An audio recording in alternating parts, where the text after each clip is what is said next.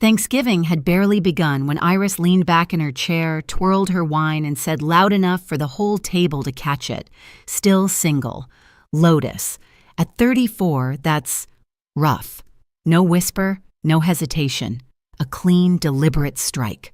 Mom froze. Dad stared at his plate. No one defended me again.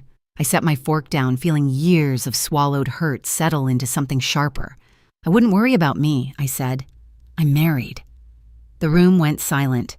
Even the old hallway clock seemed to stop. They didn't know it yet, but that one sentence was about to tear our family wide open. I grew up in that house. Same creaking floors, same framed photos lining the hallway, same pine-scented candles. My mother lit every holiday as if smell alone could convince people we were a picture-perfect family. But perfection only works from a distance. Once you got close, you could see the cracks, the way conversations always tilted toward Iris, the way Dad shrank whenever conflict approached, the way Mom's eyes softened only when her younger daughter walked into the room. I used to think I imagined it. Kids tell themselves stories to survive the imbalance. But somewhere between my 20s and my 30s, the pattern sharpened. Every milestone of mine was quietly minimized, while every milestone of Iris's became a family production. When Mom and Dad forgot my college graduation because Iris had a can't-miss sorority event, they insisted it was an unfortunate overlap. When they skipped my birthday dinner 2 years in a row because Iris was touring wedding venues, "You know how important this is for her," Mom had said, like my existence was an optional update. When I moved to Seattle and bought my condo without help, I sent photos. They never asked how it felt to do that alone. The truth was, they didn't ask much about my life at all. And yet every holiday, I still made the drive home. 4 hours each way. I brought pies, flowers, gifts. I tried. Maybe too hard. Evan used to tease me gently about it. You don't have to earn a place that should already be yours. I'd smile like it didn't hurt, like I didn't wonder deep down if maybe I did. Walking into the house that afternoon, I felt the familiar tightening in my chest. The entryway looked the same as always, the heavy mirror Mom adored, the coat rack leaning a little to the left, the faded rug Iris ruined in high school, and somehow never got blamed for. But I wasn't the same. Something in me had shifted long before Thanksgiving, some quiet part that stopped hoping they'd notice I wasn't okay. When I stepped into the kitchen, Mom hugged me with one arm while stirring gravy with the other. "Lotus, sweetheart, you made it," she said, voice light but distracted. No question about my drive, my work, my life. Her next sentence was already about Iris's honeymoon plans. Dad gave me a tired smile over a pot of mashed potatoes. I scanned the room. Iris wasn't there yet, but her presence was. Photos from her wedding, big white dress, expansive venue. Her beaming next to Colin covered the fridge like it was a shrine. My own wedding photo, not a single one, not even a printout. My stomach knotted. 8 months. 8 months since I'd mailed those invitations, tracked them, called, emailed, checked in. 8 months of silence from all of them. Mom finally glanced at me. "You did bring the cranberry sauce, right?" "Of course. That was my role, show up, contribute, stay quiet." I set the dish down and realized something unsettling.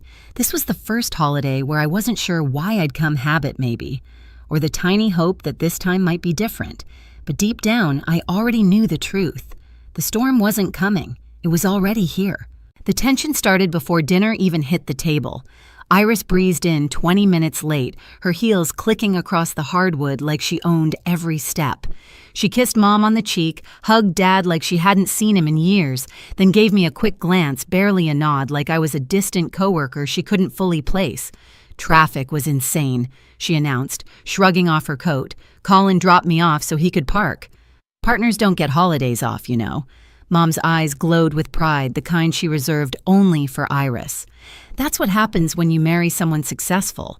The words weren't aimed directly at me, but they hit just fine. We moved toward the dining room, and I heard Iris whisper something under her breath, soft enough to hide, sharp enough to cut. Mom laughed, quick and brittle. Dad cleared his throat in that familiar way, the one that meant he'd heard something he wouldn't address. By the time we sat down, the hierarchy was already set, Iris front and center me as background noise. It was a role I had played my entire life, spoken over, brushed aside, expected to absorb whatever casual cruelty slipped out under the table. But something was different in me this year. The words didn't sink into the same old place. They hovered unsettled, like they were looking for somewhere new to land. Mom launched into a fresh recap of Iris's wedding. She never tired of reliving it. The venue had a wait list, but Iris found a way. And the flowers, oh Lotus, you should have seen them, breathtaking. I had seen them twice, online, alone. Then Iris smirked, swirling her wine. Yeah, it was perfect. Everything went exactly the way it should. Honestly, I don't know how we'd top it. A beat. Not that anyone's competing. My jaw tightened. It was always like this. Every achievement of hers elevated, every part of me minimized. Flashbacks hit me in quick cuts, Mom leaving my 8th grade recital early to pick up Iris from practice. Dad missing my scholarship dinner because Iris needed help with a project. Birthdays, graduations, milestones, all swallowed by Iris's orbit. And the worst part, I used to excuse it. I used to believe that maybe they didn't mean it. But tonight, watching Iris's smile sharpen each time our parents laughed, I felt the truth settle. She wasn't careless. She was deliberate. And as she clinked her glass eyes glittering with the comfort of being untouchable, I knew she was heading somewhere. A jab was coming. And this time, I wasn't the same girl who would just swallow it. Dinner should have been ordinary, dry turkey, overcooked beans, Mom fussing with the gravy like she could fix the entire family by whisking harder. But the air had weight to it, a heaviness that made every clink of silverware sound louder than it should. I sat at my old spot across from Iris, the seat I'd taken my whole life, the seat where I learned to make myself smaller. Colin finally arrived and slipped into the chair beside her. He gave me a polite smile, the type people offer when they don't know whether to greet you or ignore you. Iris leaned into him immediately. Her voice bright and theatrical, an audience of 4 was enough for her to perform. As plates were passed around, Mom kept steering the conversation back to Iris, her honeymoon stories, her new place, her holiday travel plans. Dad nodded along, occasionally adding a quiet, like he couldn't risk choosing the wrong moment to speak. Then Iris turned her attention to me. So she said casually, spearing a piece of turkey, Lotus. Her tone stretched. My name sweetened it until it turned sour. At 34, still being single. Is that a choice now? Mom inhaled sharply. Colin put down his fork. Even Dad looked up. I felt the comment hit, but not the way she intended. It struck something solid this time, something long past boiling. I wiped my fingers on the napkin and looked at her fully. That's interesting, I said softly. Why do you assume I'm single? Iris blinked, thrown off for a second. Well, are you not? The room paused, waiting. I heard the clock in the hallway ticking unevenly like it wasn't sure it wanted to keep going. I set my napkin down. I'm married. Silence. Complete paralyzing silence. Mom's spoon froze midair. Dad's jaw tensed. Colin stared at Iris like waiting for direction. But Iris, she laughed. A quick patronizing sound. Right, married, sure. To who I didn't answer her. I didn't need to. What mattered wasn't her disbelief, it was that I had finally said it out loud, in the one place where they'd never expected me to have anything worth announcing. Mom leaned forward, her voice low. Lotus, darling, if you were married, you would have told us. I did, I replied. No, honey, you didn't. I did. I repeated calmer this time. 8 months ago. Their faces fell in sequence, confusion. First, then denial, then something sharper, fear. Iris scoffed, masking her tightening shoulders. Come on, we never got anything. Not an invite, not a call, nothing. I held her gaze. You didn't get them because someone made sure you wouldn't. Her smirk twitched. Excuse me? Mom's voice trembled. What are you implying, Lotus? I didn't answer her either. Instead, I reached for my phone, sliding it slowly onto the table like placing a card in the middle of a poker game.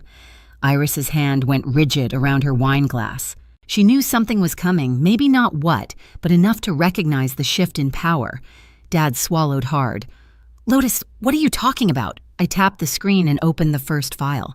And when the light from the phone reflected off the silver of the tableware, the room seemed to tilt like the entire house leaned in to listen. I'm talking about the invitations, I said, the ones I mailed.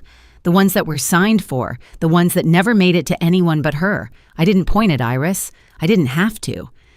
Every eye at the table landed on her automatically. Her lips parted, her shoulders stiffened, her mask perfect for so long finally cracked. And I hadn't even shown them the proof yet. I didn't rush. I let the silence wrap around the table, thick and unmoving, while Iris's fingers tightened around her glass like she could squeeze the truth back into the stem. "This is ridiculous," she muttered. "Nobody got anything from you, Lotus. If you were actually married, which I doubt you would have made sure we knew." I turned the phone so everyone could see the screen. I did make sure. The first record was simple. A tracking history. 5 envelopes, 5 destinations. Delivered, signed for, all on the same morning. Dad leaned closer, squinting. Signed. By who? I zoomed in. The signature wasn't just familiar, it was unmistakable. A looping eye that trailed into a tight scribble. Iris's signature. I watched the color drain from her face before she forced a laugh that didn't belong in her throat. "Anyone can sign for mail, Lotus. Delivery people mess things up all the time." "They didn't," I said, "because I checked. Twice. And the carrier confirmed it was received at this house." Mom's eyes flinched at the word confirmed, as if it poked through whatever denial she wanted to hold on to. Dad's breathing grew shallow. Colin glanced between them all like he'd suddenly been dropped into a conversation he didn't understand. I swiped to the next screen. "Email activity logs." "Here," I said. "The electronic invitations. They were opened from this house's IP, then deleted." Mom clasped her hands. "Maybe your father opened it by accident." "I didn't," Dad said abruptly, voice cracking. "I don't even check that inbox." That alone was a revelation. Dad rarely contradicted Mom and almost never in front of company. Mom's gaze darted to Iris. "Sweetheart, do you know anything about this?" Iris straightened her spine. "No," she said flatly. A single syllable coded in ice. But her eyes, those betrayed her. I wasn't finished. I opened the call log next. I called on May 4th, and May 11th, and May 18th, 20th, 25th. I listed them slowly, letting each date settle like pebbles, dropped one by one into a well. Voicemails, texts, even a message in the family group chat. Dad frowned. "Group chat." "I'm not in a group chat with you," Mom said. "You were," I replied, "until someone removed me." That landed hard. Even Colin shifted. "Iris," Mom whispered. Iris slammed her palms onto the table so suddenly the silverware rattled. "Why are you attacking me because you didn't get the attention you wanted? Because your life isn't as exciting as mine?" I almost laughed. Not because it was funny, but because it was so familiar. The deflection, the arrogance, the certainty that if she refused responsibility loudly enough, everyone else would fall in line to protect her. "I'm attacking you," I asked, voice calm. "You're the one who made sure my wedding happened without my family." Her jaw twitched. "I didn't do anything." "Yes, you did," I said. "You signed for the mail. You opened the emails. You deleted them. And you let me think for 8 months that I meant that little to all of you." Mom gasped softly. Dad closed his eyes. And Iris, she broke. Not all at once, but in tiny fractures I could finally see. "You're so dramatic," she snapped. "You always have been. You take everything personally. I got married," I said, "and none of you came." That stopped her. Stopped all of them. Dad swallowed. "Lotus, why didn't you call again? Or come in person if it mattered that much?" A spark of old pain lit inside me, but I didn't raise my voice. I did call, over and over. I sent reminders. I begged. I gestured to the logs. I chased the people who should have been chasing me. Mom pressed a napkin to her lips like she could blot out the truth. We had no idea."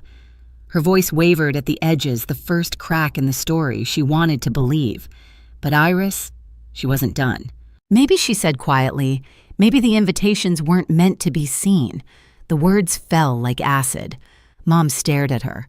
"What does that mean?" Iris's eyes flickered with something between panic and pride. "It means she whispered that it wasn't a big deal. Her little beach wedding. 20 people. Come on." I wasn't going to let her ruin the momentum before my wedding. Dad froze. Mom's hand slipped from her mouth. Colin blinked like he'd never truly seen his wife before. "You threw them away?" Dad asked, voice trembling. "I didn't throw them away," she snapped. I just kept them from distracting everyone. I was getting married. It was supposed to be my year, and mine didn't count. I asked quietly. She looked right at me, eyes glossy, jaw tight. No, she said. It should have hurt more. Maybe once it would have destroyed me, but in that moment, it clarified everything. I see, I whispered. Mom turned to Iris, voice sharp for the first time in years. How could you? Iris recoiled. Don't make me the villain. Lotus has always been jealous. That was it. The moment I felt something inside me settle with absolute clarity. I'm not jealous of you, I said. I never have been. I'm hurt. And I'm done pretending it doesn't matter. I stood. My chair scraped against the tile. A small final sound that sliced through the room. Where are you going? Mom asked, almost panicked. Away, I said. Away from a table where I've been invisible my entire life. Dad rose halfway, reaching out. Lotus, wait. I shook my head. I spent 8 months waiting. I'm finished. As I turned toward the front door, Iris spoke again, raw, shaky. You ruined Thanksgiving. No, I said softly. You ruined my wedding. This is just the truth catching up to you. The hallway felt colder than the dining room, like the house itself didn't want me to leave. But I did. I walked past the mirror, past the photos, past the place where every version of me had once tried to belong. And when I stepped outside, the night air hit my skin with something that felt like freedom. Behind me, through the window, I saw them frozen, stunned, staring at the empty chair where I'd sat for decades. For the first time, they had to look at the space I left behind. I drove the entire way back to Seattle in silence, the road stretching out like a clean line between who I had been and who I wasn't willing to be anymore. When I walked into our apartment, Evan didn't ask questions. He just wrapped his arms around me, grounding me in a way my own family never had. It finally happened, I said into his shoulder. He nodded like he'd been waiting for this moment. And you finally said what needed to be said. The days after were strangely quiet. Dad called brief, cautious conversations, but real ones. He didn't defend, Iris didn't rewrite anything. He just listened. It was new, unsteady, but new. Iris emailed. A long, apologetic message that sounded like therapy had pressed honesty out of her. I read it, but didn't reply. Healing wasn't a door I could walk through on command. Mom stayed silent. And for once, her silence didn't tear me apart. It clarified things. Evan's family invited us over for their Thanksgiving the next day. Laughter filled the house. People asked about my work, my life. They saw me. And as I sat at their table, I realized something almost frighteningly simple. This felt like home. In the weeks that followed, the ache softened into something I could finally set down. Not forgiveness, not yet, but clarity. I wasn't the forgotten daughter anymore. I was someone who chose her own peace, her own family, her own life. And that choice felt steadier than anything I'd ever begged my parents for. If you've ever had to walk away to protect your heart, you're not alone. Tell me where you're listening from and share your story below. And if this one stayed with you, hit subscribe so you don't miss the next.